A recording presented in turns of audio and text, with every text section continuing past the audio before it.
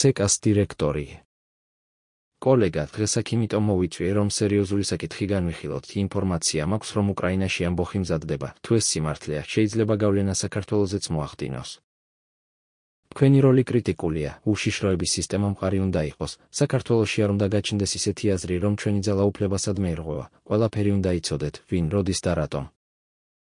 ხალხი, ვინც ჩვენს წინააღმდეგ მოქმედებს, არ უნდა გადარჩეს. უშიშროების უფროსი.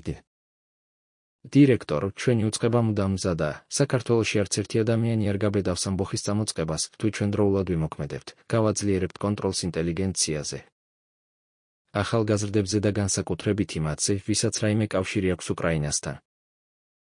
თუ ნებართვას მომცემთ, ყველა ეჭვმიტანილი პირის ზედამხედველობის ქვეშ იქნება, აგრეთვე ვგეგმავ ინფორმატორთა ქსელის გაფართოებას, რომ ნებისმიერი საფრთხე დროულად აღმოვფხრათ. CECAS დირექტორი.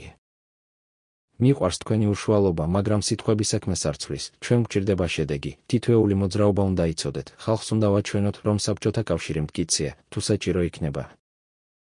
რეპრესიებიც უნდა გამოვიყენოთ.